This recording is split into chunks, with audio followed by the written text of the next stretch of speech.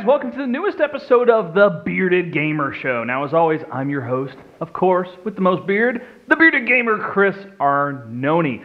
All right, so it's time once again for that DOTA Dosage that you love so much. Okay, so for the content update patch, came out July 19th. Biggest addition, of course, another new hero, this time the Naga Siren. And this is a radiant agility melee character, carry, disabler, pusher, escape kind of character. So, of course, you're wondering, what are the abilities for this one? Well, first up is Mirror Image. Now, this creates 3 illusions of the Siren, and they're under your control. Now, they're a bit squishy because you're a bit squishy, but they're still pretty helpful early game for, like, knocking out some hero kills early on. Late game, it's not quite as powerful, honestly.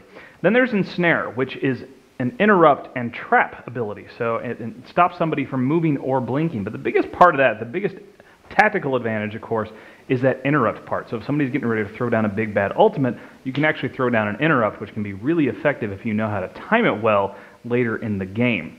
Next is Riptide, which is a pretty cool sort of like nuke and armor debuff ability. And with this is Siren and all of her illusions. So it's actually more effective if you've got your illusions up, which is how the illusions are actually effective in the later game. But you hit enemies with damage within a range and armor reduction. Now the damage is pretty good, but that armor reduction late game can be huge if you're in a team battle. You just throw that down in the middle, hit all the heroes and the creeps, and boy, your teammates are just going to tear through people pretty bad. Lastly, of course, the ultimate is Song of the Siren. Now, within range, this actually, it's kind of crazy. It puts a magical stasis on all enemies within range. They cannot act, can't move, can't attack, and cannot be attacked. Now, you can release it early by activating it once again. But this is, I mean, the tactical and strategic stuff behind this is just so huge. I mean, if you're in a fight, if you're really communicating, it looks, your enemies think that they've got you by yourself. Throw that down and maybe have your teammates come out of the jungle at them, release, and you're on top of them. Or it's just a fantastic escape route. I mean, they're all stuck. You guys all leave. So super, super effective, but it's very much something you have to think about before you use. You don't just throw it out willy-nilly like some of the other ultimates that are out there, but pretty cool. And the Naga Siren, of course, this is 2 weeks in a row we've had a character added straight into Captain's mode right from the get-go. Usually most of them have come out 1 week, and then the next week they're put into the sort of ladder with Captain's mode. Other cool things coming down the pipe with this update is the first workshop submitted announcer has come out, and that's the Pirate Captain. Yar, it'd be pretty fun. So there's that. Let's talk about the co-op bot. Some cool stuff has come to the co-op bot matchmaking. That's kind of hard to say. First off, you're going to be able to receive the same awards you receive in your normal matchmaking, so those are coming back. But this also includes if you leave AFK, you're going to receive an abandon. You're going to earn battle points, item drops at the end of the game, and they want to reinforce, though, there are still practice lobbies. So if you're afraid of getting in a bot matchmaking and getting an abandon, just want to remind you there are still practice lobbies you can get into that will give you no such abandons for leaving whenever you want to. Now for Spectator, there's a couple cool new things too. First off is a stats drop down.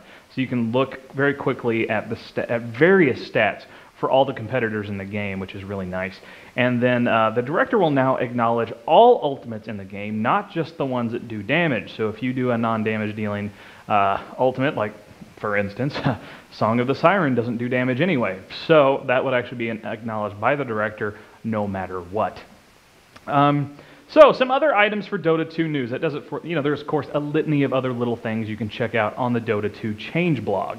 But other news, now I've got more details on the Alienware Game Victorious 2012 Battlegrounds that sadly, yes, all of us Americans cannot compete in. In fact, most people who speak English can't really compete in it. Most, not all. Now this is online only. It's for Singapore, Malaysia, China, Australia, New Zealand, India, and Japan. It's this Pacific Asia kind of area. Dota 2 not only gets its open category, as I've said before, it's going to get an elite category that's invite only. Now the top teams that qualify will go to the Malaysia-Singapore regional finals with a $23,000 prize pool. But wait, there's more.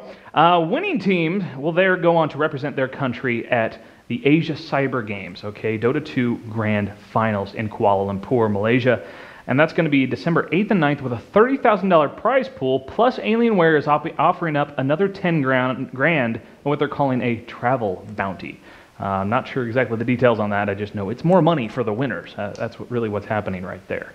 Now, of course, check out my Dota 2 live streaming over on Twitch TV/Bearded Gamer Show. It's pretty cool. I've been doing, the Bearded Noob Learns Dota 2. Now, so far, I've done Dragon Knight, Dazzle, that was an accident, Lich, that was mostly an accident as well, and Nature's Prophet, which I actually kind of enjoyed. But I still want to know, what kind of character recommendations do you have for me? Who do you think I should play? I really enjoyed Nature's Prophet, and I'm debating sort of sticking with that and trying to learn to get really good with Nature's Prophet.